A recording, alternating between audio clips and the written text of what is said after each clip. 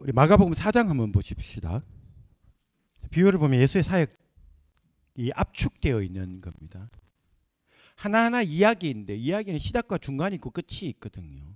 하나의 이야기가 만약에 예수의 자기 이야기라면 비유가 비유 하나 안에는 예수의 사역과 시작과 처음과 끝이 다 담겨 있다 이렇게 볼 수도 있겠죠. 약간 과장하면 그렇다라는 거죠. 그만큼 비유가 예수를 이해하는 중요한 것이다라는 뜻입니다. 그래서 우리가 일단 한번 보려고 하는데 이 비유에 대한 이제 해석을 두 가지로 두 파트로 나누어서 할 것 같아요. 아마 오늘 두 개 다 할 수는 없을 거고 전반 것만 할 시간 될 것 같아요. 두 가지 접근을 우리가 하려고 하는데 첫 번째로는 마가복음 4장에 나오는 5개 비유를 마가복음 4장에 보시면 비유가 5개 나옵니다. 그런데 이 5개 비유를 낱개로 보지 않고 하나의 덩어리로 보려고 해요. 그러면 이 다른 해석이 나올 수 있습니다. 좀 이따 보고 둘째는 이제 둘째 강의에서는 5개 비유 중에 첫 번째 비유 그러니까 해석까지 덧붙여진 이 첫 번째 비유 이게 뭐 흔히 말하는 거 뭐 네 종류의 밥 비유 뭐 이런 거 있죠. 그 첫 번째 비유 그 비유에 등장하고 있는 농사법 뭐 그게 뭔지 조금 이따가 우리가 보게 되는데 그 농사법을 예수의 사역 방식과 연결을 시켜서 예수님의 사역 전체를 한번 이해해 보려고 하는 시도를 합니다. 첫 번째로는 4개의 비유를 죄송합니다. 5개 비유겠죠. 하나의 덩어리로 이해해서 해석을 하려고 하고 두 번째로는 그 중에서 첫 번째 비유를 뽑아서 예수의 사역과 무슨 연관이 있는지 예수님이 어떤 사역을 어떤 식으로 하려고 했는지를 첫 번째 비유 안에서 우리가 한번 찾아보려고 해요. 그거 이 두 가지 접근을 하다 보면 예수님을 더 잘 이해하게 적어도 마가복음의 예수님을 더 잘 이해하게 되리라 믿습니다.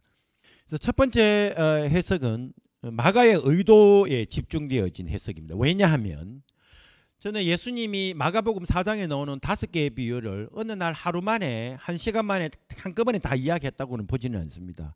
예수님이 생애 전체에 걸쳐서 하셨던 이 비유들을 후기에 마가가 모은 거죠. 이렇게. 그래서 마가복음 안에 이렇게 하나의 모아놓은 거라고 저는 믿고 있어요. 그런 점에서 마가가 이 5개의 비유들을 한데 모아 놓았을 때 예수님의 의도가 이것이라고 생각을 했겠죠. 뭔가 일관성을 만들려고 한 거죠. 응집성을. 덩어리를 만들 때는 통일성이 있기 때문에 그런 거거든요. 그래서 5개의 비유가 가지고 있는 어떤 다양성과 통일성을 말하려고 했는가. 마가가 말하고 있는 예수의 의도가 뭔가. 그거를 첫 번째로 보려고 하고 둘째는 예수님의 역사적 예수, 흔히 말하는 역사적 예수의 전망에서 마가복음 4장에 나오는 첫 번째 비유를 해석을 하려고 하는 겁니다. 조금 무슨 말인가 싶겠지만 일단 들으시다 보면 이해가 되리라 생각이 듭니다. 먼저 하려고 하는 게 바로 마가복음 4장에 나오는 5개 비유를 하나의 덩어리를 볼 때 어떤 이해가 가능한지를 보려고 합니다. 4장에 보면 5개의 비유가 나오는데 이게 조금 우리가 읽어야 될 것 같은데 좀 긴데도 그래도 읽어야 될 것 같아요. 잠 깨는 마당에 한번 읽어보십시다. 다 4장 우리 남녀로 한번 읽어볼까요? 4장 1절 우리 형제님들 먼저 한번 읽어주세요. 시작. 그래서 다시 바닷가에서 가르치시니 큰 무리가 모이거든 예수께서 바다에 떠 있는 배에 올라앉으시고 온 무리는 바닷가에 지치더라. 예수께서 여러 가지를 이유로 가르치시니 그 가르치시는 중에 그들에게 이르시되 들으라 씨를 뿌리는 자가 뿌리러 나가서 물새에 들어는 길가에 떨어짐에 새들이 와서 먹어버렸고 너는 이 얇은 물과 밭에 떨어지되 이르지 아니하므로 쏟아지나 해가 그늘에 타서 뿌리가 없음으로 말랐고 더러운 가시들에게 떨어지면 가시가 자라서 기운을 받고 결실하지 못하였고 들은 좋은 땅에 떨어짐에 자라 무성하여 결실하였으니 30배나 60배나 100배나 되었느니라 하시고 또 이르시되 그를 기는 자는 된다 하시니라. 예수께서 홀로 일주일에 함께하는 사람들이 12제자가 더불어 그 교회들에 나를 부르니 이르시되 하나님의 교회를 너희에게 주셨으나 너희에게는 모든 것을 비유하나니 이는 그들로 보기는 봐도 알지 못하며 듣기는 들어도 깨닫지 못하게 하여 돌이켜 세상을 얻지 못하게 하려나 하시고 또 이르시되 너희가 이 비유를 알지 못하는데 어떻게 모든 비유를 알겠느냐. 우리는 작은 말씀을 뿌리는 것이라 말씀이 길가에 뿌려졌다는 것은 이들을 가르치니 곧 말씀을 들었을 때 사탄이 지쳐와서 그들에게 뿌려진 말씀을 빼앗는 것이요 또 이와 같이 돌밭에 뿌려졌다는 것은 이들을 가리키니 곧 말씀을 들을 때 즉시 힘으로 받으나 그 속에 뿌리가 없어 잠깐 견디다가 말씀을 듣나여 환란이 나며 박해가 일어날 때에는 곧 넘어지지 않아요. 또 어떤 이는 단절기에 뿌려진 자니 이들은 말씀을 듣기는데 세상 영화와 재물의 이유와 기타 욕심이 들어와 말씀을 막아 결실하지 못하게 되는 자요. 좋은 땅에 뿌려졌다는 것은 본 말씀을 듣고 받아 30장이나 60주나 600여의 결실을 하니라. 또 그들에게 이르시되 사람이 등불을 가져오는 것은 말 아래에 있나 정상 아래에 두려느냐 배경이 영향이 제가 읽을게요. 드러내려 하지 않고는 숨긴 것이 없고 나타내려 하지 않고는 감추인 것이 없느니라. 자는 들으라. 또 이르시되 너희가 무엇을 듣는가 스스로 상가라. 너희의 헤아리는 그 헤아림으로 너희가 헤아림을 받을 것이며 더 받으리니 있는 자는 받을 것이요 없는 자는 그 있는 것까지도 빼앗으리라. 또 이르시되 하나님 나라는 사람이 씨를 땅에 뿌린 것 같으니 씨가 나서 자라되 어떻게 그리 되는지 알지 못하느니라. 땅이 스스로 열매를 맺되 처음에는 싹이요 다음에는 이삭이요 그 다음에는 이삭에 충실한 곡식이니라. 또 이르시되 우리가 하나님의 나라를 어떻게 비교하며 무슨 비유로 나타낼까.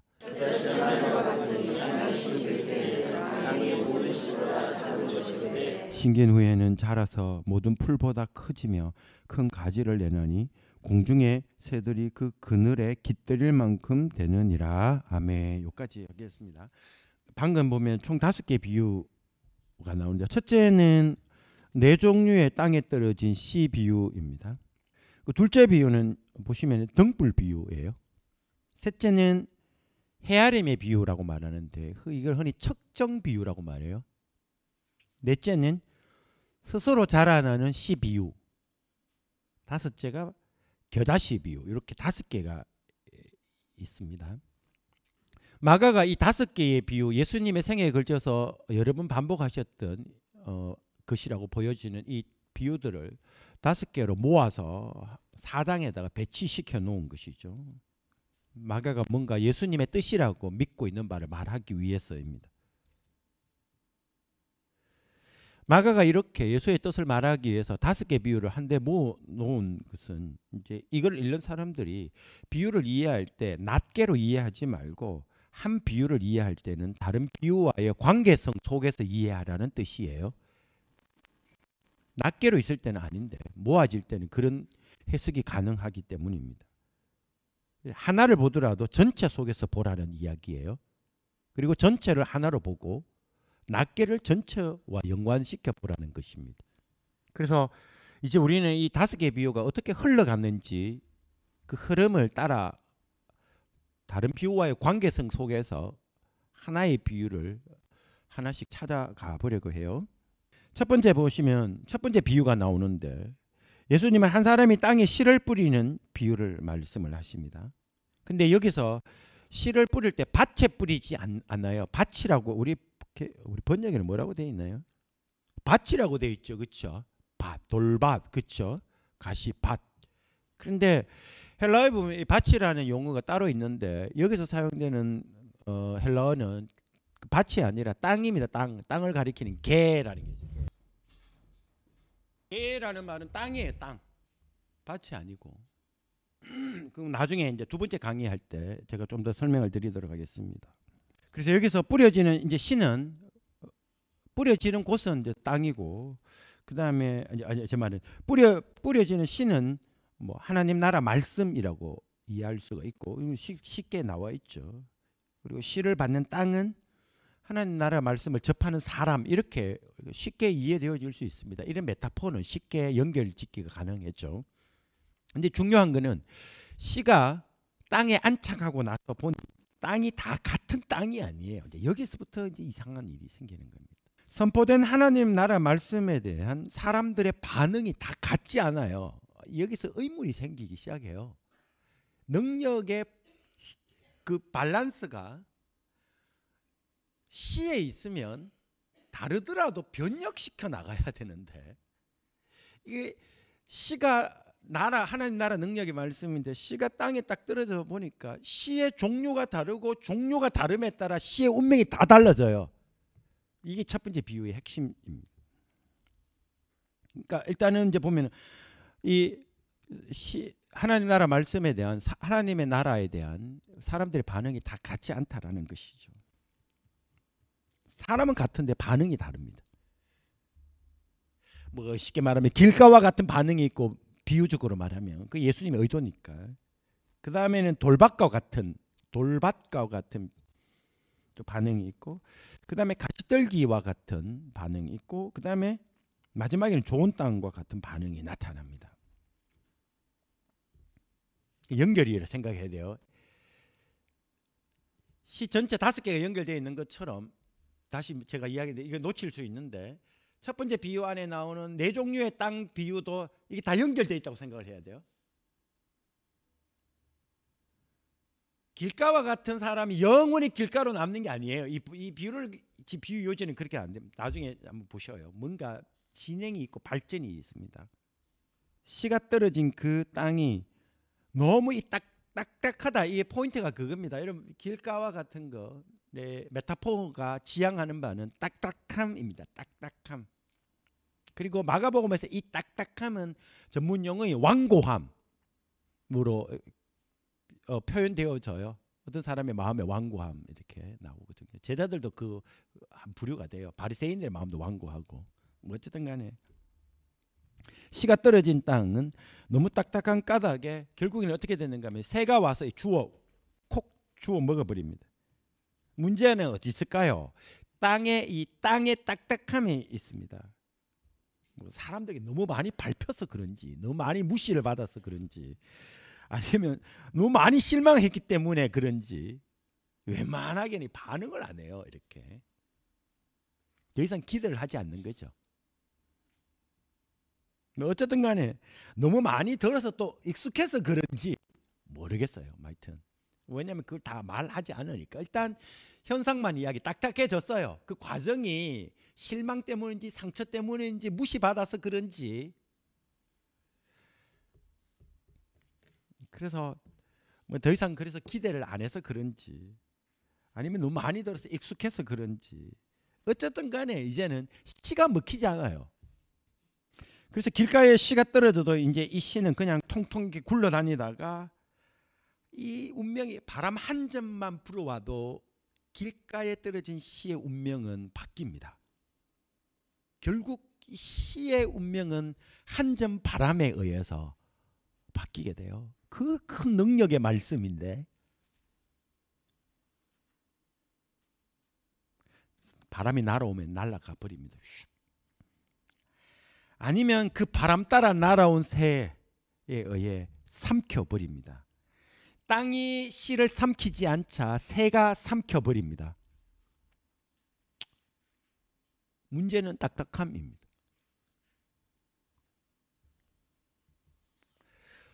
이야기 진행되가 돌밭 이야기를 예수님이 곧바로 이어가셔요. 돌밭은 돌과 같은 땅이 있죠. 돌과 같은 땅은 길가와는 좀 달라요. 돌밭에 떨어진 씨는 돌밭에 이게 그러니까 돌과 같은 땅. 이게 헬라어로 우리 개혁기적인 돌밭이라고 되어 있는 이게 페트로데스거든요. 누구 생각나지 않으세요? 베드로 생각나죠. 베드로 들으라고 한 이야기예요. 왜 그러냐 하면은 이 예수님이 4장 비유하기 전에 3장에서 예수님이 아까 한번 볼까요? 13절에 보면 또 산에 오르사 자기가 원하는 자들을 부르시니 나온지라. 이 12를 세우셨으니 자기와 함께 있게 하시고 또 보내서 전도하며 귀신 쫓아내는 권능도 가지게. 이 12를 세우셨으니 그리고는 시몬에게는 별명을 지어주는데 뭐죠? 페트로. 이게 돌입니다. 돌. 반석이 된 뜻이 아니고요. 그냥 페트로 이 말은 그냥 돌이라는 말이에요. 예수님이 시몬 딱 보고 너는 이제부터 네 별명이 네 돌이다 이렇게 된 거예요. 그냥 문자죠. 넌 돌이다 이렇게. 제일 첫 번째 보세요. 12 중에 베드로를 불러놓고 별명을 딱 지어요. 별명 지어준 제자 아까 제가 또 동시명 이야기에서 있잖아요. 3명이에요. 그 두 형제는 보아느게의 아들 이렇게 천둥의 아들들 이렇게 보세요. 제일 문제 있죠. 보세요. 아까 이야기했잖아요. 그 올라가다가 좌우편 함께 해달라고 그 문제 있는 사람들이었어요. 그러니까 언제 튈지 모르니까요. 딱 정확하게 핵심을 건드려 주는 겁니다. 별명을 지어줬어요. 좀 네 자신을 알아라 이 말이에요. 요주 인물들이에요. 그래서 가까이 안 있으면 큰일 날 사람들입니다. 베드로라고 이야기했단 말이에요. 그 갑자기 베드로 이야기하는데 페트로 데스 이러니까 예수님이 내보고 들으라는 말 것도 다 알아요. 우리는 대충 다 알잖아요, 그렇죠? 설교하면 이거는 목사님이 내보고 들으라는 소리구나 이런. 예수님이 이게 타케 설교를 하신 것 같아요. 그래서 이 돌밭은 근데 길가와 같지는 않습니다. 돌밭에 떨어진 씨는 길가와 달리 싹을 빨리 냅니다. 길가의 문제는 딱딱함. 돌밭의 문제는 빨리. 빠른 이 싹돋움이 항상 이 긍정적인 것만은 또 아니에요. 돌밭의 경우는 이게 돌밭의 경우는 흙 속에 있던 뿌리가 있던 흙 속에 있던 그 돌 때문에 뿌리를 이렇게 아래로 깊이 내릴 틈이 없어서 이렇게 왜냐하면 돌이 있으니까 그걸 삐집고 들어가야 되는데 밑에 돌이 있으니까 뿌리가 이렇게 막 깊이 들어가면 이게 위로 올라갈 틈이 없거든요. 근데 깊이 들어가려고 이제 돌이 있어가지고 이게 뿌리를 내리는 동 마는 동 하다가 이제는 그 정도로 딱 끝. 그 다음에 이제 어디로 가는가 하면 성장 이렇게 된 겁니다. 뿌리를 돌볼 틈이 없어요. 그게 돌밭의 돌밭. 빨리 삭을 내게 하는 거. 왜냐하면 그 본문 보세요. 그래서 빨리 삭을 내야 된다 이렇게 나오거든요. 그 보시면 이렇게 말하죠. 더러는 흙이 얕은 핵심 보세요. 흙이 얕은 돌밭에 이미 돌밭에 대한 묘사를 했습니다. 형용사로 흙이 얕은 돌밭. 떨어짐에 흙이 왜 얕을까요? 돌 때문에 그렇죠. 그 다음에 두 번째 똑같은 표현. 흙이 그 다음에 반복입니다. 뭐 때문에? 흙이 깊지 않아요. 그래서 어떻게 깊지 않음으로 원인 결과 깊지 않아서 삭이 나오나 빠른 성장이 건강하다는 신호가 아니라 허접하다는 신호예요. 뿌리가 없으니까. 이게 지금 이야기하는 요지입니다. 얼마나 반복 보세요. 돌밭의 특징은 흙이 얕대, 그 다음에 흙이 깊지 아니하고, 그 다음에 삭이 나오나 해가 돋으니 타서 뿌리가 없으므로 세 개 공통적인 그 뭘까요? 흙이 얕다, 흙이 안 깊다, 그 다음에 세 번째는 뭐? 뿌리가 없다. 이렇게 된 거죠. 이런 네 가지 비유 중에서 서술어가 가장 많은 것, 그러니까 말이 제일 많은 것이 돌밭 비유입니다. 프로페테스. 한번 보세요. 개수 제가 헤아려 봤어요. 계속 말이 길어요. 누구 들으라고 하는 걸까요? 베드로들은 지금 잘 못 깨닫고 있으니까 또 이야기 니 들으라고 하는 말이다. 근데 지금 못 듣고 있는 거지. 그러니까 예수 말이 길어지신 거예요. 그래서 빠른 성장이라는 장점이 있고 약점이 됩니다.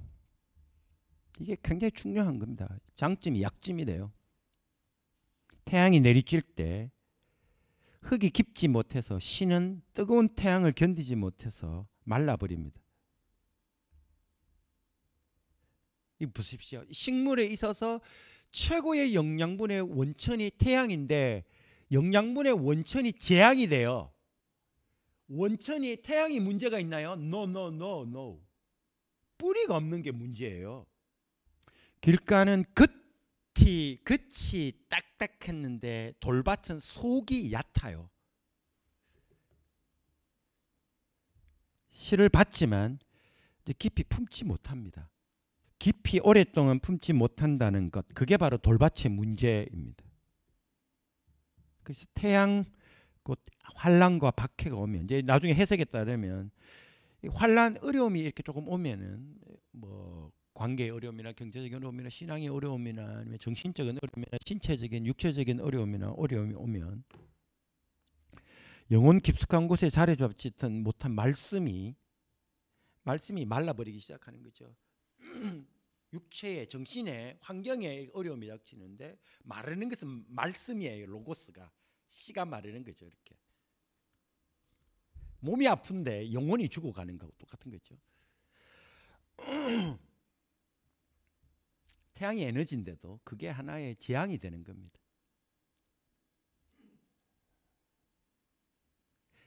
그게 에너지가 되는 것은 뿌리에게 달려 있어요. 뿌리가 깊으냐 낮으냐.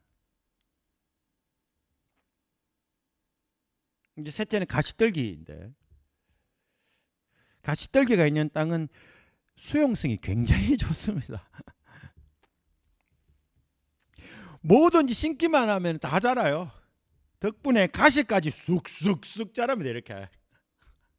그러니까 이게 얼마나 잘 자랐겠어요. 떨어진 말씀도 자라고 가시도 자라고 뭐 다 자라요. 이렇게. 거기에 보면 와.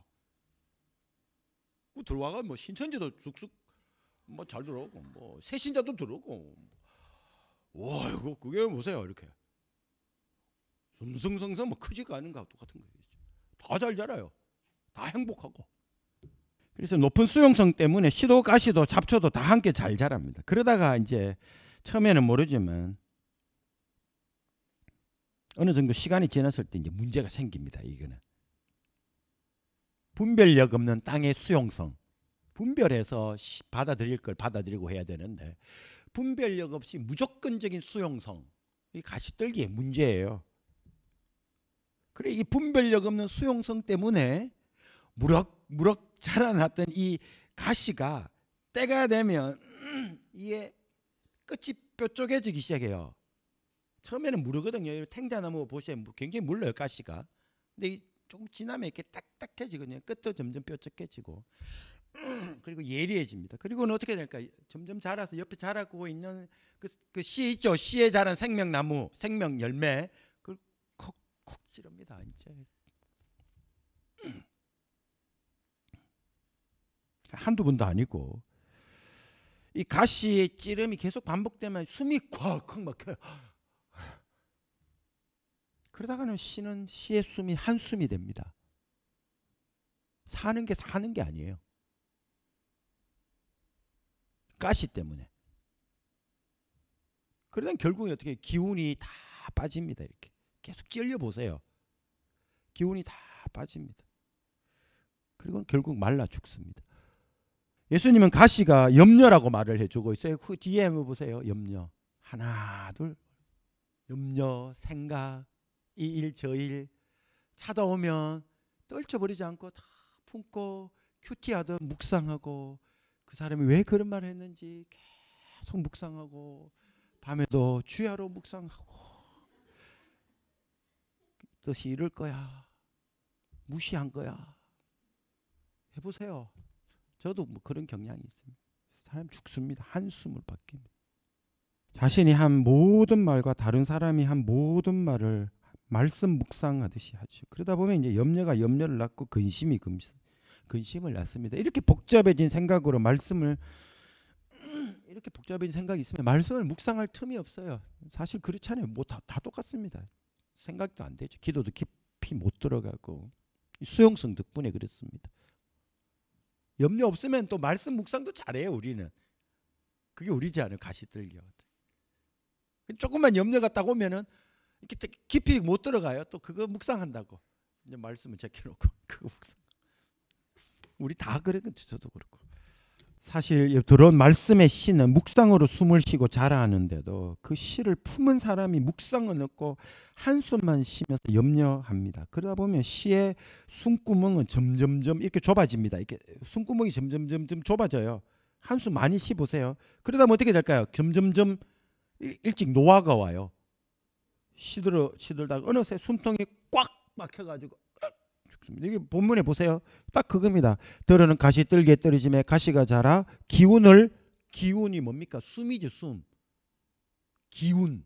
그걸 막아요. 이렇게 팍 조이는 겁니다. 염려가. 염려 많이 하면 가슴이 답답하고 숨도 못 쉬잖아요. 그거 똑같은 것. 그래서 길가에 떨어진 말씀은 사탄이 말씀을 싹 빼앗아 갑니다. 딱딱하면 뺏겨요. 돌밭에 떨어진 말씀은 태양이 재앙이죠. 이게 말라버리게 만들어요.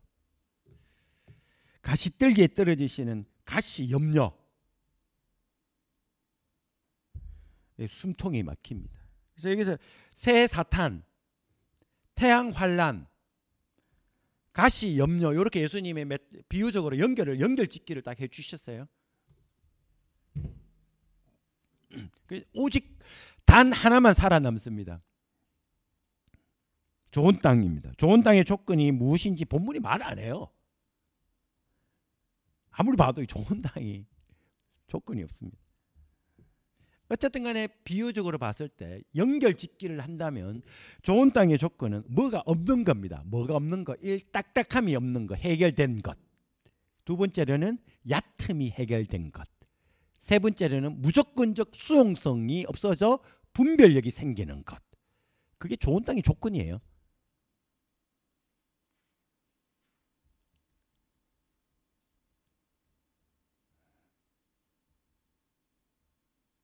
그래서 길가의 딱딱함이 걷어내지고 돌밭에 있던 돌이 캐내어지고 그래서 흙이 깊이 들어가고 넣더라도 깊이 들어가고 가시떨기의 무조건적인 수용성이 분별력으로 대체되어진 상태가 좋은 땅의 컨디션입니다. 이제 질문이 생깁니다. 씨의 생존율이 4분의 1이라는 현실입니다. 어떻게 창조와 새 창조의 능력을 가진 말씀이 그렇게도 쉽게 죽을 수 있는가? 에 대한 질문이죠. 뭐 그래도 하나가 어디고 뭐 이렇게 말할 수 있겠죠. 하지만 근데 씨가 그냥 어디 씨입니까? 이게 하나님의 나라의 말씀이에요. 새 창조의 능력의 말씀인데. 그런데 어떻게 하나님 나라가 땅의 상태에 따라 맥 한 번 못 추고 그렇게 말라버리고 잡아먹히고 그리고는 숨통이 쪼여 죽을 수 있을까인 겁니다. 4분의 1이라는 이 불안한 생존율은 결국 화살이 어디로 갈까요? 예수님입니다. 예수님의 하나님 나라 선포 그렇게 약하나? 자기 제자 하나 제대로 관리 못해가 배신당하는 나라가, 권력자의 부패 그거 해결하나 못해가 그 수중에 그냥 빨려 들어가는 나라가, 어떻게 하나님 나라 그렇게 힘이 없냐? 이게 지금 우리의 관심이에요. 도대체 예수가 가져온 하나님 나라 뭐 이 모양이에요? 이겁니다. 지금 몇천 년이 지났는데도 뭐고 이렇게 됐죠. 이게 첫 번째 비유가 가져온 질문이에요. 뭘까 이게? 이제 두 번째 비유로 가야 돼요. 두 번째 비유가 등불 비유거든요. 이 질문에 대한 첫 번째 비유가 가져온 이 질문에 대한 답이 두 번째 비유에서 어느 정도는 좀 나옵니다. 그래서 연결해서 읽으라는 이야기인데 두 번째하고 세 번째 등장한 비유를 같이 묶음으로 봐야 됩니다. 먼저 두 번째 나온 등불 비유부터 볼게요. 등불 비유는 길가, 첫 번째 길가, 그 다음에 돌밭, 가시떨기에 떨어졌다가 사라져버린, 없어져 버렸던 그 씨 있죠. 씨. 세 개. 이 세 개의 씨 이야기를 등불 비유가 해주고 있습니다. 그 첫 문장이 이렇게 말해요. 사람이 등불을 가져온 것은, 이 개역 개정인데요. 사람이 등불을 가져온 것은 이렇게 되어 있는데, 개역 개정인데 사실 여러분 한번 읽어보시면 제가 번역해놨는 거 있죠. 사역인데 문자적으로 번역하면은 사람은 없습니다. 그냥 등불이 온 것은 이렇게 돼. 주어가 등불이에요. 등불이 온 것은 이렇게 돼 있어요. 근데 우리는 개역 개정 어역을 한 겁니다. 어역. 문자적으로는 등불이 온 것은 이렇게 됩니다. 주어가 등불이라는 말이죠. 등불이 주어가 됐다는 말은 헬라어에서 제일 먼저 주어가는 항상 의미적 무게가 제일 높아요. 제일 앞선 자리가 주어 자리거든요. 그래서 무게가 제일 높은 자리입니다. 등불이 포커스가 되고 있다는 거죠. 그래서 등불은 보통 사람들이 들고 오거나 옮기는 것임에도 이 등불이 직접 왔다. 등불이 직접 왔다 이렇게 말합니다. 이 환유법이라 볼 수 있겠죠. 왜냐하면 등불은 등불을 든 자를 대신할 수 있으니까. 이런 환유법 되게 많죠. 그렇죠? 차 운전하는 사람은 운전하는 차에 의해서 대포하잖아요. 뭐 예를 들면 소나타 왔네 이렇게 말하면 그 소나타 탄 사람이 왔다 이런 말이기도 하고, 벤츠는 어디 갔어 뭐 이렇게 말하기도 하고, 예를 들면 정크푸드에 그 맥도날드에 가면은 맥버거 어디 갔지 이렇게 말하면 누굴까요? 맥버거 주문한 사람 어디 갔노 이런 말이겠죠. 여기서 마찬가지로 등불을 들고 온 사람을 등불로 대신했다고 볼 수 있겠죠. 대신한 것은 바로 등불의 포커스를 맞추기 위해서라는, 이 환유법의 요지는 바로 이런 것들입니다. 메타포하고는 좀 다르죠. 은유하고는.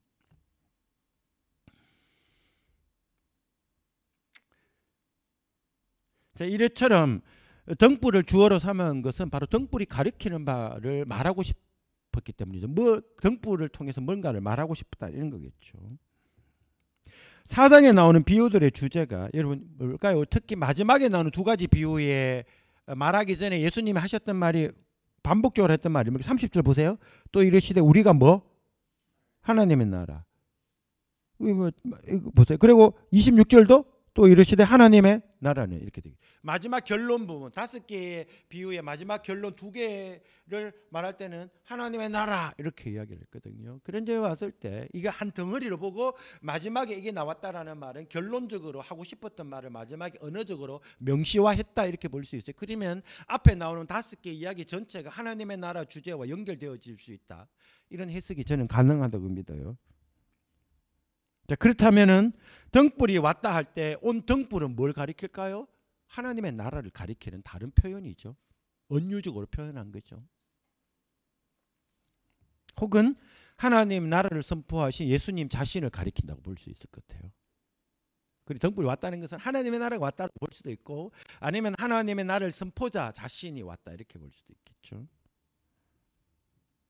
자, 풀이하면 이렇습니다. 굉장히 제가 디테일하게 주석을 했는데 풀이하면 이렇습니다. 예수님이 온 것은, 혹은 하나님의 나라가 도래한 것은, 예수님이 온 것은 말 아래나, 이 말이 뭔가 통이거든요. 통 아래나, 평상이면 침상이죠. 침상 아래에 있기 위함이 아니다는 거죠. 예수님이 이 땅에 온 것은 통 아래, 촛불이 오면은 통 안에 넣어놓지 않죠. 그거 똑같은 것처럼, 혹은 침대 아래에 두지 않네요. 그거 똑같은 이렇게 비유하면 예수님이 온 것은 숨으려고 왔나? 아이데 이 말이에요. 안 보이려고 왔나? 아니다 이 말입니다. 말 아래나 평상 아래에 있기 위함이 아니라 등경 위, 등잔대 위에 있기 위함이다. 이 말씀을 하고 있는 거예요. 이 말이 무슨 말일까요? 지금 무슨 생각이 날까요? 뭐야, 그 빛이 왔잖아. 하나님 나라 왔잖아. 예수 왔잖아. 어디인데? 와 죽노? 뭐 없어지는데 4분의 3 어디 갔노? 어휴, 그래 약하나? 그 이야기를 지금 하고 있는 거예요. 죽는 게 아니다. 와가지고 그 밑에 숨으려고 왔나? 촛불, 등불 그렇게 하는 사람 있나? 그거 지금 예수님 그 이야기를 하고 있는 거예요.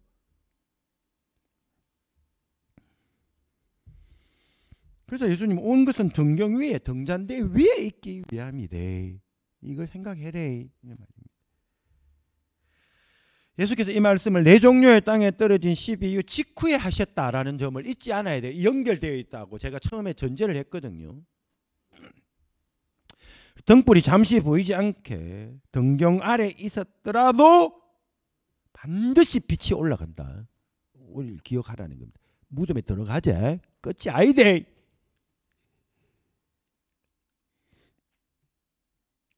씨가 사탄에 집어삼키더라도 태양에 의해 말려버리더라도 가시에 의해 숨통이 쪼여버리더라도 자기가 선택한 제자에 의해서 배신을 당하더라도 그게 끝이 아니대. 생명이 끝난 게 아니다. 신은 싹을 틔운다. 이 말씀을 지금 예수님이 이거를 통해서 말하고 있는 겁니다. 말씀이 선입견에 의해 하도 상처를 많이 받아서 튕겨나가더라도 환란에 의해서 날려가 버리고 바람 한 점에 의해서도 견디지 못해서 날아가 버리더라도 근심에 의해 눌려버리더라도 그게 말씀의 종국적 도착지가 아니다 이 말입니다.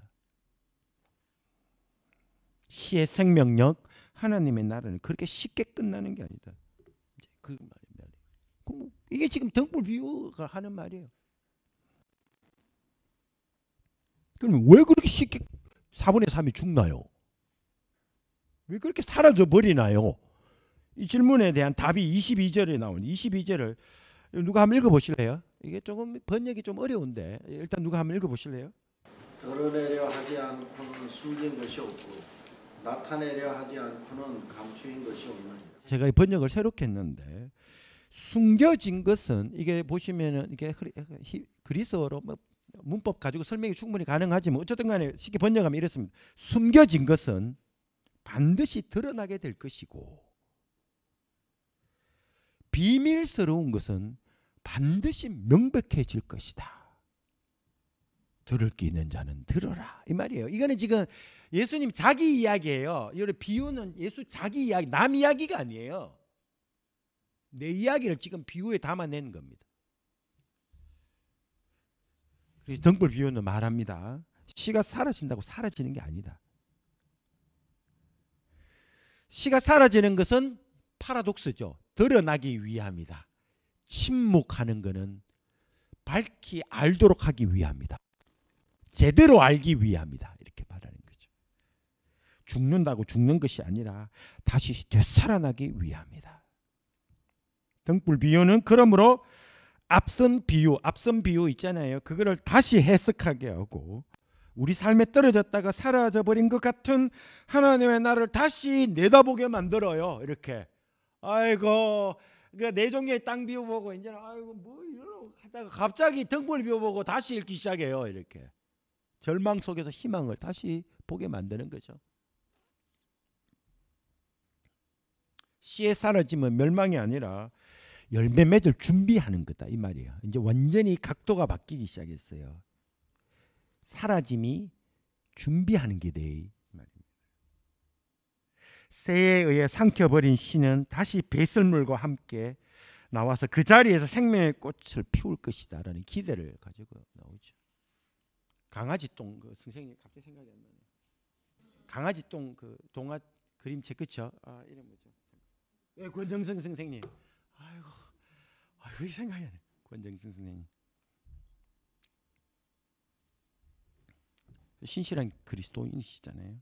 정확하게 이걸 파악을 하신 거죠. 태양에 의해 말라버린 씨 있죠. 파종이 될 준비를 하는 겁니다. 여러분 아시죠? 가시에 의해 죽어버린 씨 역시 하나의 미랄이 되어 많은 열매를 위해 밑거름이 될 준비를 한 거죠. 생명은 죽지 않습니다. 다만 장소와 모양만 바뀌어서 역사할 뿐입니다. 이걸 반드시 기억을 하라는 것입니다. 이게 예수의 가르침이에요. 연결해서 보면 예수가 살아나고 도망간 제자가 다시 시작하는 거. 이거 보세요. 이게 똑같은 이야기. 여기에 다 담겨 있어요.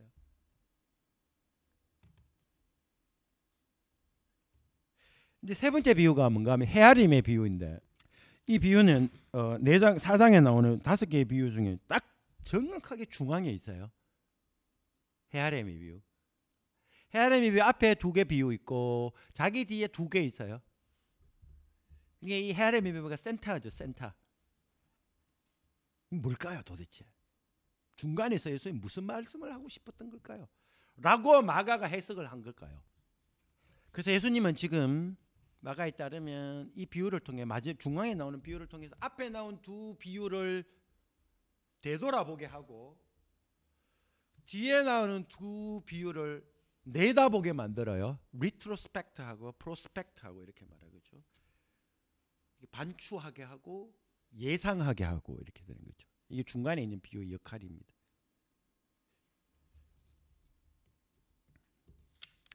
앞선 비유 중에 첫째 거는 4종류의 땅 비유인데, 이 비유는 4분의 1이라는 생존율이 말하듯 곧 땅, 그러니까 수용자의 중요성을 말했죠. 그렇죠? 왜냐하면 수용자의 다름에 따라 시도 달라졌으니까. 이거 들으면 뭐 생각납니까? 아, 뭐가 중요하다? 내가 중요하다. 이것만 보면 이제 큰일 나죠. 이제 이게 뭐죠? 말씀도 상관없어요. 그냥 내가 중요하다, 마음 상태가 중요하다 이렇게 생각하는데, 첫 번째 수용자의 중요성이 강조되어졌어요. 그 다음에 등불 비유는 앞에 나오는 건 뭘까요? 아까 보는 것처럼 씨는 사라진다고 사라지는 게 아니라 씨가 싹 트는 고유한 방식이다 이렇게 말해요. 4분의 3, 3개가 이때까지 전통적 지식에서 사라지면 없어지는 거라고 생각했는데 이게 없어지는 게 아닐 수도 있겠구나. 오히려 싹 트는 새로운 방식일 수 있네 하면서 이게 완전 지각 변동이 일어나기 시작해요. 세계관을 이해하는, 세상을 이해하는 방식, 자기에게 찾아온 수많은 어려움들, 그리고 말씀을 아무리 전했는데도 이놈의 자식들이 예수를 안 믿는 우리의 자식들 보면서 언제까지 말해야 되나 절망감이 있는 부모님 많이 있을 텐데, 사라지는 게 아닙니다. 새로운 이해가 생기기 시작한, 이게 오히려 씨가 싹 트는 고유한 방식, 기계가 아닌 씨가 자라나는 방식이라네. 숨겨짐으로, 안 보임으로, 말하지 않음으로, 은밀하게 숨어 계심으로 보이시고, 말하지 않음으로 말하고, 보이지 않음으로 보여주시는 이 독특한 예수의 하나님의 나라의 방식이라는 걸 보여주는 겁니다. 그래서 하나님 나라의 그 비밀스러운 능력이라고 그러죠. 이건 미스테리한 능력이라고 그래요. 비밀, 하나님 나라의 비밀을 부각시킵니다. 이게 앞에 2가지예요. 이렇게. 근데 그리고 헤아림의 비유가 이제 그 다음에 헤아림의 비유가 딱 나오거든요. 그래서 이 헤아림의 비유는 딱 자기가 세 번째 나오면서 앞에 뭐라고 말하는가 하면은 제일 첫 번째 딱 그를 보고 우리를 다시 보게 만들면서 사람의 책임 중요하대. 그 다음에 두 번째로는 하나님의 말씀의 능력, 이때 믿으래, 이렇게 2개. 그렇죠? 이거 2개를 딱 이렇게 다시 균형을 잡아주었어요. 헤아리 균형을 잡아주는 듯한 느낌이 들어요. 앞에 2 비유 이렇게 나오고 난 다음에 헤아림 비유가 나오니까. 그 다음에 그러면 이제 헤아림의 비유는 어디에다가 포커스를 맞출 것인가, 이제 이 관심이 생기게 돼요. 자, 한번 볼게요. 측정 비유인데, 이걸 측정 비유라고 말하기도 하고 헤아림의 비유라고 말하거든요. 헤아림의 비유.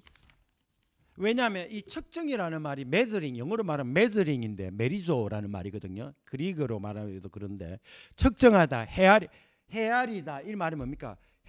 잘 이해하다, 분석하다, 잘 헤아려 듣다 이런 말이잖아요. 그걸 메저링, 측정하다라는 거하고 똑같은 거예요. 측정하다, 이거를 우리 사람에게 생각하면은 잘 헤아린다 이런 말이고, 그리고 저울을 이야기하면 잘 측정한다 이 개념이고, 저울을 사람이라고 생각해. 지금 예수님이 저울 이야기할 일은 없어요. 사람이라고 생각해야 돼요. 사람이 뭔가 사물 이야기를 보고 잘 헤아리는구나 이런 뜻으로 봐야 돼요. 그래서 헤아림의 비유라는 이름을 제가 붙였습니다. 측정 비유라는 것보다는. 여러분 제가 이 번역을 새롭게 했는데 한번 들어보셔요. 제가 마가복음 주석에도 있는데 359쪽에 보면 이렇게 되는데, 그 측정하다는 단어가 헬라어로 메트레오라는 거예요.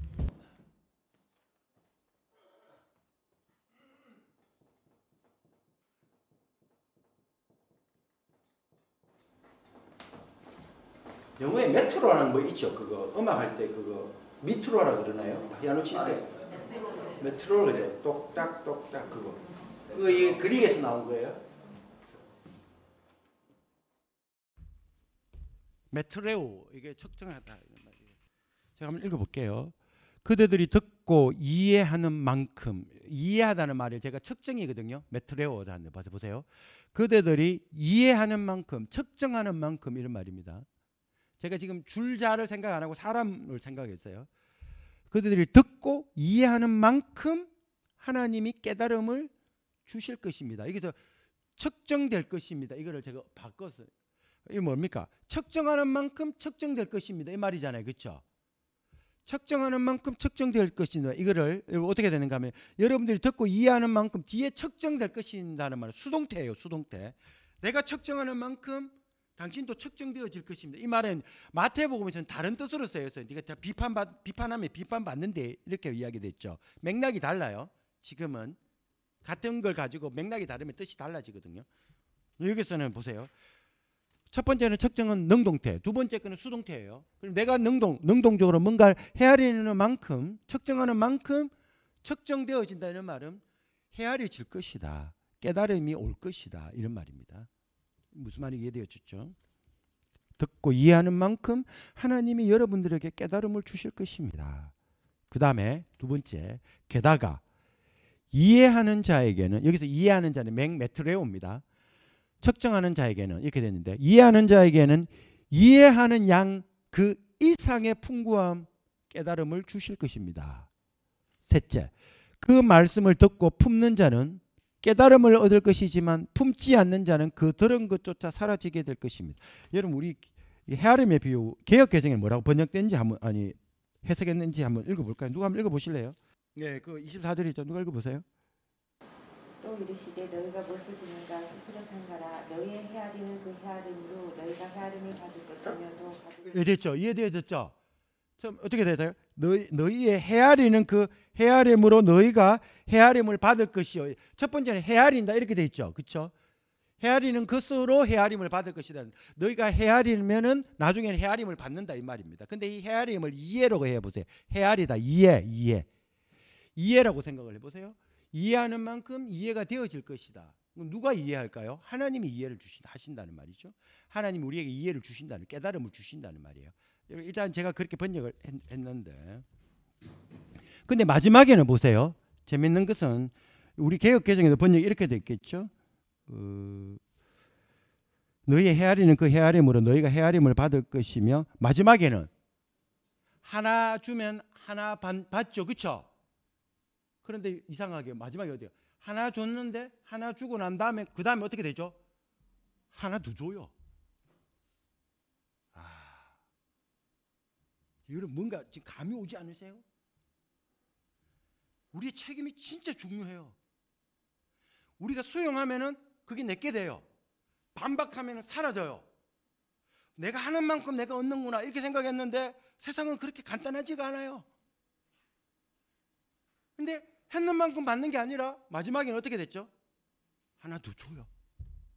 여기서 하나님 뭐가 강조되었으면 하나님의 자애로운 은총이 강조되어진 겁니다.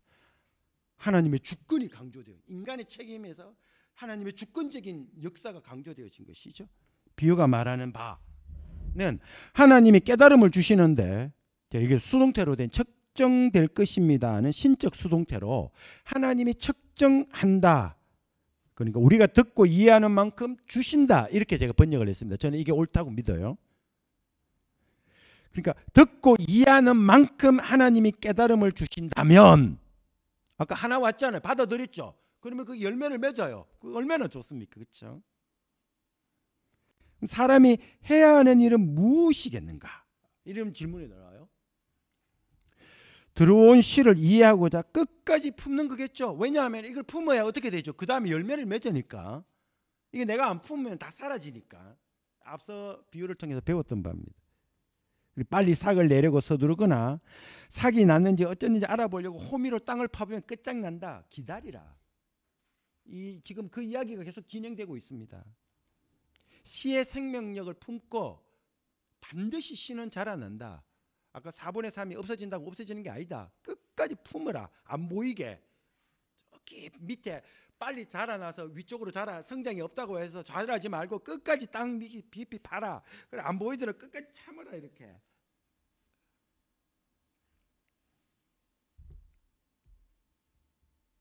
그래서 이것은 듣는 사람의 책임이 앞에 계속 강조되어졌습니다. 그래서 앞에 나온 등불 비유가 말했듯이 씨가 사라져도 사라지는 것이 아니다며 하나님 나라의 말씀이 그 같은 생명력이 역사하는 길은 하나님 나라의 역사하는 길은 씨를 끝까지 품는 것이다. 그래서 비록 온전하지는 않을지라도 말씀을 이해하는 만큼은 어떻게 하라고요? 말씀을 이해했죠. 그 이해한 만큼은 어떻게 하라고요? 그 끝까지 어떻게 하라고요? 끝까지 품고 있어야 돼요. 그래야 그게 열매를 맺으니까. 씨를 통한 역사는 하나님이 이렇게 진행된다. 이걸 지금 이야기를 해왔어요. 이런 점에서 헤아림의 비유는 인간의 책임과 하나님의 주권이 동시에 강조되고 있다. 이렇게 말할 수 있겠죠. 왜냐하면 하나님의 말씀에도 능력이 있고 끝까지 그걸 붙들면 열매를 맺으니까. 그래서 인간의 책임과 하나님의 주권이 동시에 헤아림의 비유에 강조되어졌다. 이렇게. 근데 놀랍게도 마지막 말. 이 산수가 깨져요. 하나님이 끝까지 이 생명력을 말씀의 생명력을 믿고 하나님의 말씀의 능력을 믿고 끝까지 품으면은 열매를 맺는데 하나 품었을 때 하나가 나오는 게 아니에요. 더 주어져요. 30개, 60개, 100개. 마지막 비유가 말하듯이. 그걸 놓치지 말아야 이 말을 하고 있는 겁니다. 균형을 깨버렸어요. 여기서. 하나님의 주권 쪽으로. 끝까지 보면 열매를 맺는다 이거로 끝나는 게 아니고 인간의 책임과 하나님의 말씀의 능력 동시에 붙들어라. 오케이, 붙들게. 뭐 이러다 보면은 뭐 계산 되겠지만, 근데 여기서 또 마지막에는 더 준대. 끝까지 품으면은 풍성하게 준대. 이렇게 말하고 있습니다. 헤아림의 비유는 그래서 예수님이 모든 비유적 가르침의 결론으로 말씀하신 마지막 두 비유의 내용을 뒤에 나오는 두 비유 있죠. 그걸 예고해줘요. 이제 이거 보세요. 마지막에 나오는 건 뭡니까? 더 해준대. 이 말하면서 이제 앞에 거 있잖아. 하나 품으면 하나 측정하는 만큼 측정되어진대. 깨닫는 만큼 하나님이 깨달음 준대. 하늘은 스스로 돕는 자 돕는데 했다가 마지막에는 더 해준대 말하면서 뒤에 나오는 거 보세요. 그게는 완전히 놀라워요. 인간의 모든 계산을 초월합니다. 하나님의 놀라운 은혜가 막 그 두 마지막 비유에 쏟아져 나와요. 그래서 뭐라고 하나요? 예수님은 깨닫는 만큼 하나님이 깨달음을 주신다고 하셨다가 24절 끝에서 더 받으리라. 이게 프로스테세타이라는 말인데 헬라어로 프로스테세타이는 주다 하는 말이고 프로스라면 더하여 이런 말이에요. 더 주어질 것입니다. 이것도 수동태예요. 신적 수동태로 더 받는다 이런 말입니다. 이거를 뭔가 말하는가 하면 우리가 품고 깨달으면 하나님은 깨닫는 만큼 은혜를 주시는 것이 아니라 더 풍성하게 하나님 말씀 하나를 깨달으면 그게 연결고리가 되어서 모든 것들에 깨달음이 오고 복이 막 더 주어진다 이 말을 하고 있는, 이게 하나님 나라의 역사라고 지금 예수님이 말해 주는 겁니다. 계산이 아니다 이 말이. 더 주어 프로스테세타이.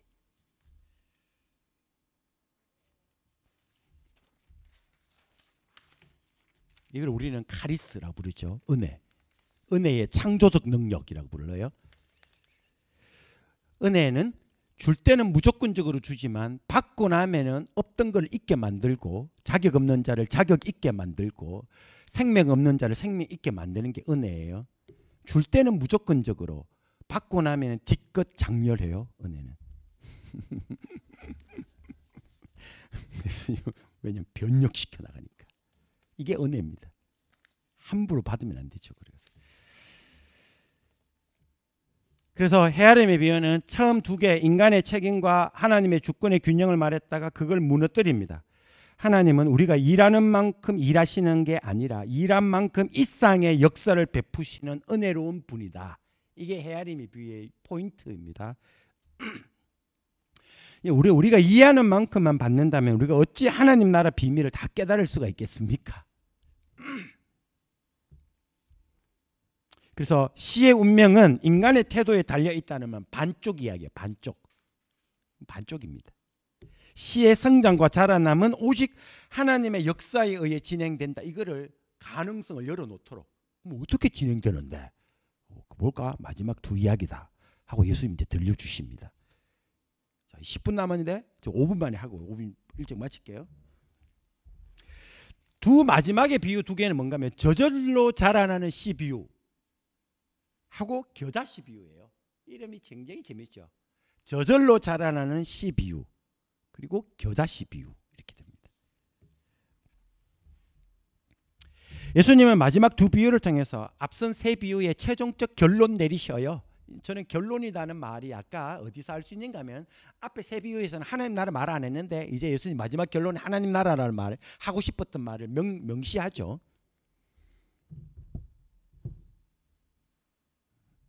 자, 뭘까요? 하나님 나라 어떻게 역사하는지 보라는 말입니다. 잘 봐라. 이제 이 말을 하셔요. 근데 이제 그렇습니다. 우리는 지금까지 이것을 보기 위해서 여기까지 왔어요. 하나님 나라가 어떻게 역사하는지 보기 위해서 여기까지 온 거죠. 저절로 자라는 첫 번째, 마지막에서 끝에서 두 번째, 저절로 자라나는 씨 비유의 요지. 우리 한번 읽어볼까요? 여러분 누가 한번 읽어보세요. 26절.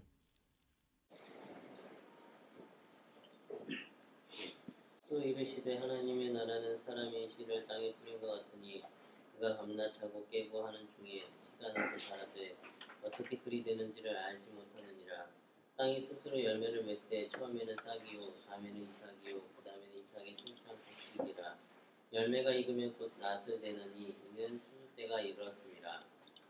예, 감사합니다. 자, 여기서 보세요. 저절로 자라는 씨 비유 가만히 읽으면 의의를 가만히 보세요. 의의 안에 생명력이 있어요. 말씀 안에 생명력이 있죠. 낱말 안에 생명이 있는데 그 보면은 뭐가 나와 있는가 하면 반복되어지는 이야기를 통틀어 보면 이렇게 강조된 게 딱 요지는 여기에 있습니다. 농부의 무지. 농부를 몰라요. 과장법이죠. 농부 모를 리가 있나요? 농사 지을 때 농부 얼마나 바삭하게 아는데요. 예수님 과장법을, 이 비유의 특징이에요. 예수님 한 가지를 약간 무시하면서 한 가지 뭔가 강조하려는 바. 이게 비유의 특징입니다. 이게 폴 리케르, 프랑스 철학자 폴 리케르가 했던 말이죠. 비유에는 과장이다. 과장이 통해서 뭔가 말하려고 하는 바가 있다는. 농부의 무지와 시의 자생력입니다. 농부의 무지는 자고 깨를 모른다. 시의 자생력은 여기 우리 개역개정에는 뭐라고 나와 있죠? 시가 나서 자라되 그리 되는지 알지 못하느니라고 28절에 뭐라고 나와 있죠? 땅이 뭐?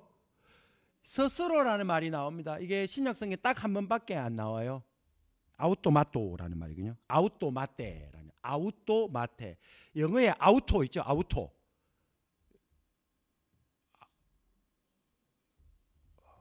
영어에 아우토가 있나요? 오토가 있네요. 오토. 맨 그게 여러분들 이게 영어에 오토 이걸 오토라 그러나요? 오토매틱이라고 그러죠. 그게 그리스에서 아우토마테. 이게 신약성이 딱 한 번밖에 안 나옵니다. 저절로. 저절로.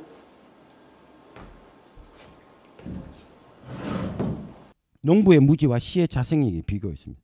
농부의 무지는 그가 밤낮 자고 깨고 하는 중에 씨가 나서 자라되 어떻게 그리 되는지를 알지 못하느니라 말에 담겨 있고, 시의 자생력은 땅이 스스로 아우토마테 열매를 맺되 말해. 그래서 요지는 어디 있다고요? 땅에 들어간 씨는 스스로 자라난다. 근데 안 건드려도 된다. 몰라도 된다. 다 알아서 자란다. 완전히 어디로 기울어졌습니까? 하나님의 주권으로 간 게 말씀의 능력. 걱정하지 마라 4분의 3.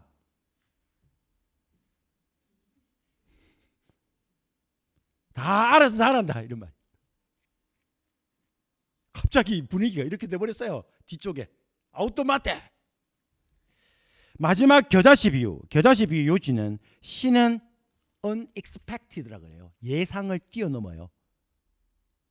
모든 재단, 모든 측정, 모든 계산 이거를 뛰어넘어요. 이거를 어떻게 강조했는가 볼까요?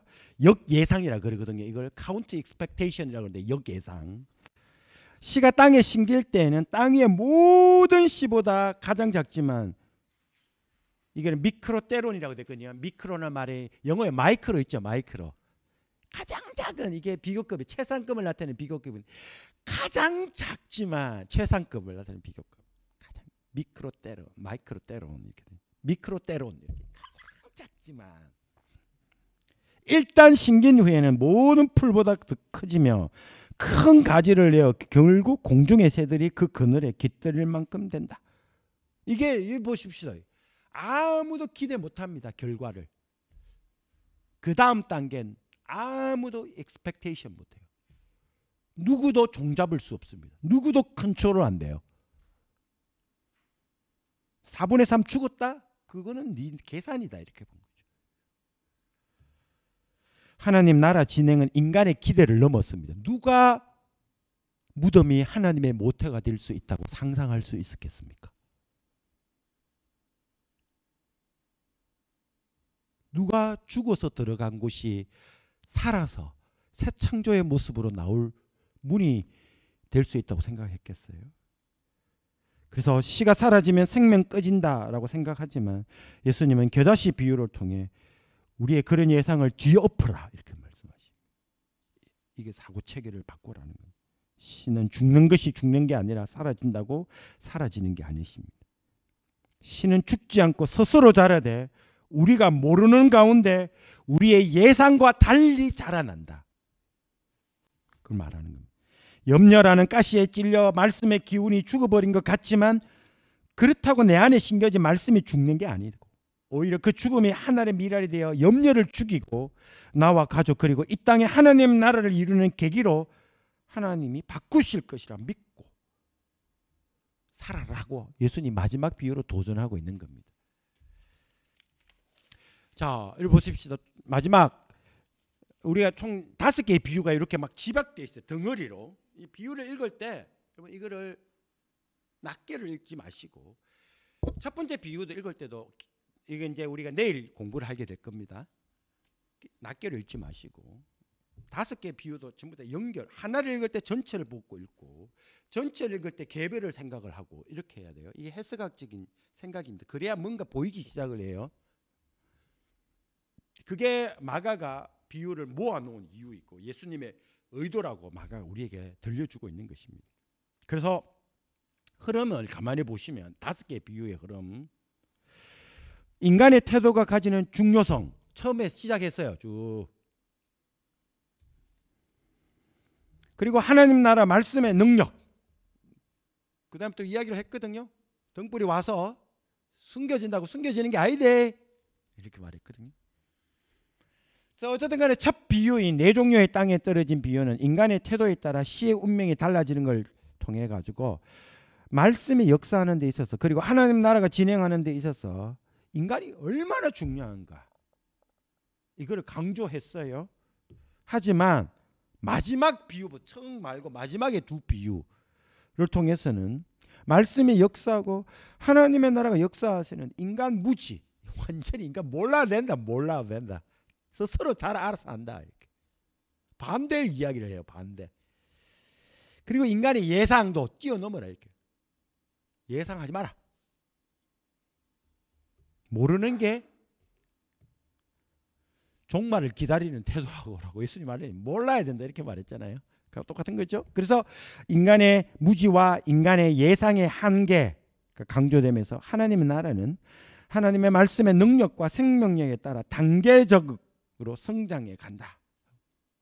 그걸 강조합니다. 그래서 4장의 비유의 중앙에 나오는 2 비유는 인간의 불성실한 태도에 따라 말씀이 사라지는 문제에 대해서 말씀이 죽고 사라지고 없어진다고 영원히 사라지는 게 아니다. 이렇게 다시 이해되어졌나요? 처음에는 인간의 책임, 뒤에는 하나님의 주권의 강조, 그리고 중간에 나오는 비유 두 개는 하나는 어떻게 말씀이 사라진다고 사라지는 게 아니대 이렇게 이야기를 했는 겁니다. 오히려 그 사라짐이 결국은 열매를 맺는 과정이다 이렇게 보게 만들었죠. 그리고 중간에 두 번째 비유에는 이제 인간의 책임을 말하면서 말씀이 들려올 때 온전히 이해되지 않더라도 어떻게 하라고요? 이해돼 끝까지 어떻게 하라? 그거를 끝까지 붙들어야 돼요. 그게 인간의 책임이에요. 홈이 답답하다고 홈이 가지고 파보세요. 씨 죽습니다. 덜씨 보지 마세요. 이렇게 아니요 이게 덮어 보지 마세요. 이렇게 덮어놔야 돼. 품고 있어야 돼. 이렇게 가만히. 끝까지 붙들고 있으라는 말이겠죠. 그러면 하나님께서 그것을 통해서 깨달음을 주시기 시작한다는 거죠. 그래서 떨어진 말씀은 하나님 나라의 문이에요. 문. 말씀이 하나님의 나라 문이에요. 끝까지 붙들고 있으면 어떻게 그 문을 통해서 말씀을 통해서 붙들고 있는 말씀을 통해 쑥 들어가요. 더 줘요. 계속. 프로사 테세타이. 그렇게 말하는 거죠. 그 붙드는 건 문을 여는 겁니다. 문이 열려야 은혜가 들어오는 거죠. 하지만 열린 문으로 들어오는 하나님의 은혜는 문 사이즈만큼 들어오는 게 아닙니다. 더 풍성히 더 많이 쏟아져 들어옵니다. 이 말씀을 이제 기억하면서 하나님 나라 말씀을 붙드십시다.